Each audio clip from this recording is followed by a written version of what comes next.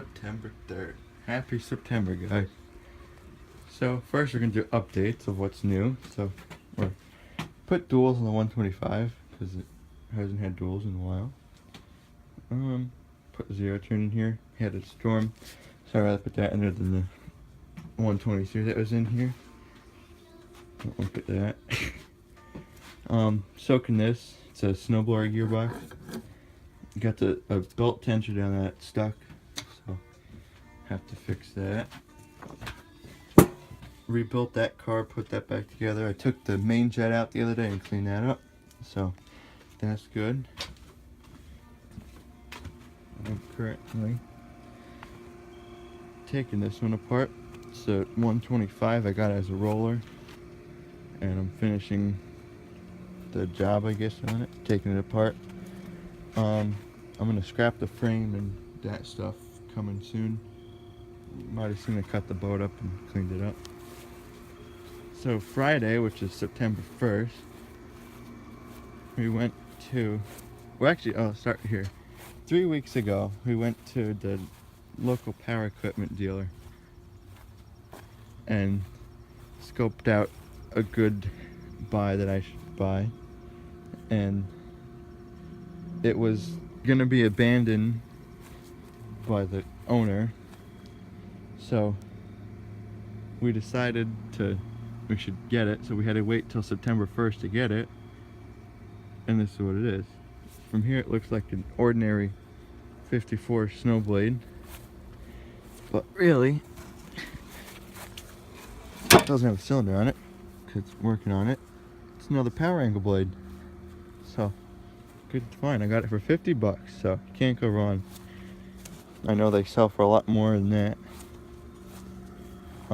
Cylinder had rust on it, but I took the initiative to fix that yesterday, and I threw it on the 1650 dual spool just to make sure it worked, and it works fine with no leaks at all. I actually have it compressed now, so you can't see how I work on it. This one, the outer casing is cracked, but the inner casing fine, so it works awesome. So I have two power angle blades now, and they're both 54-inch blades, and then I have one non-power angle 54, which is the yellow blade back here. Another 54. That one. Kind of see. So that's gonna be great having two. I'm thinking about selling the new one. I'm just like kind of throwing around the idea for right now, but sell that whole power angle, possibly sell one, and we'll sell 154 as like a non-power angle blade. Let me rephrase. I'm gonna confuse you guys. So if I want to keep both power angles, I'm gonna sell one non-power angle 54-inch blade. But if I decide to sell a power angle blade, I'm gonna keep one manual 54 and get some money off of this. And then I'm thinking about buying a loader, which most of the Cub people have, but be good for snow here. We get a lot of snow, so if we're stacking it up higher on the pile, would be awesome. That's what I'm thinking about. What do you guys think? Write down in the comments below what you think I should do here. So, think of something else. For the storm, yesterday, or it was actually yesterday and today, we're having the Hurricane Harvey. It came up from Texas, so I hope everybody in Texas will get through it. If anybody in Texas happens to be watching or from Texas. Here's the 1450, 1650 with the chipper, so that's a single spool. Here's the dual spool 1650 with the 54-inch power angle. That's the one you saw in the previous video, and then back in the hiding is the 123. Just stuffed them under there to keep the weather off them for now. So what I'm gonna do now is we're gonna finish getting that 125 apart. So I got a 7/16 socket, and I gotta get a wrench somewhere. How quickly I forget to record. Anyways, I've taken this out. It's the hydro handle that goes on the end of that, the handle. You take those out so you can pull that through the notch here. We're almost done. I'm gonna get that cover off, or the fan shield. Then I'm gonna flip it over and get that front axle off. And I'll take the Frankenstein pull tab too. Let's see. Small. Everything's different, so start working on it. Dark so early, I hate it. Pitch black out, just like someone turned out the lights pretty much. So, anyways, got all that crap off. That's the right spindle, and wheels, and steering column, and this and that. So now I gotta get this side off, throw some gloves back on, and I'm gonna move it in the light so I can actually see what I'm doing. I got the steering rod and then the tie rod I gotta take off, and then I think that's ready to be scrapped. Oh, and the axle has to come off too. Then I can scrap it. I'm trying to take this thing apart, and I guess when your ball joints blow, the fix is to put a bolt through it, I guess. Is it like 3/8, I think? So, see that. But yeah, I guess that's his fix. So, next we're gonna get that pin out. That's not gonna be fun. It's probably really interesting, but I'm just gonna show you that I do use power tools at times, just for quick stuff.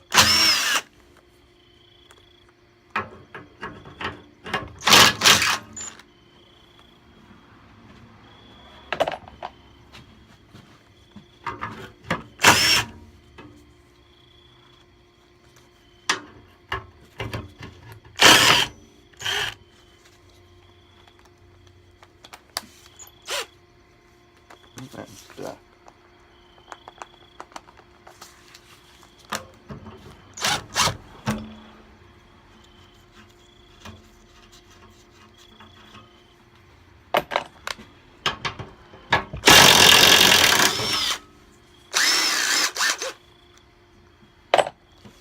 There you go.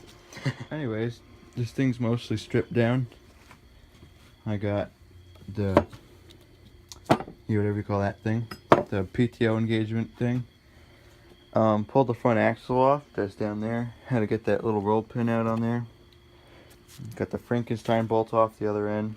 I was trying to get this one out. That's for the release valves, or relief valves to release them. But that's not coming off.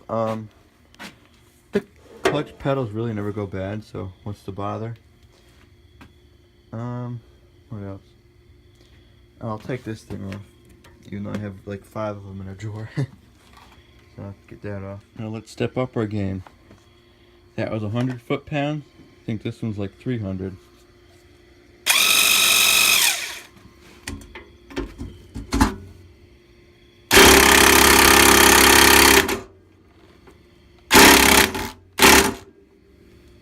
And it's not coming off. Don't need it that bad.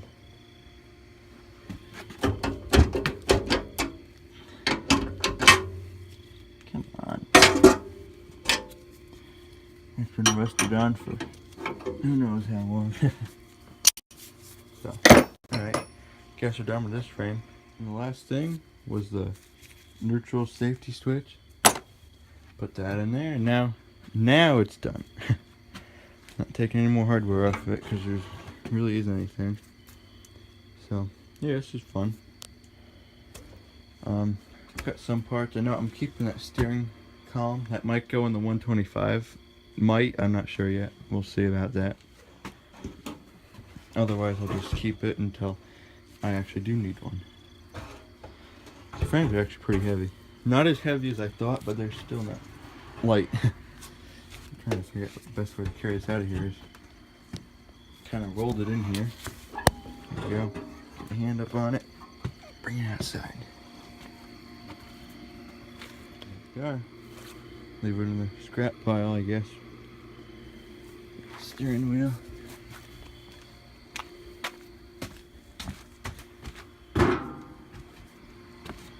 And I'm going to be scrapping. Then I'm going to take the bolts out. You could always use bolts. And the top cover, and that's it. Everything else getting scrapped. That's getting scrapped as is. There's a front grill. I'll show you on the 125 what's going to be scrapped, but not 125 I can touch. This front grill here, and I think the footboards and fenders. And besides that, I think it's good. So that might be it. I gotta put all tools away now since I made a mess. Everything was put away neat yesterday. I spent like a couple hours doing that, and spent like an hour taking everything back out. So, and of course after.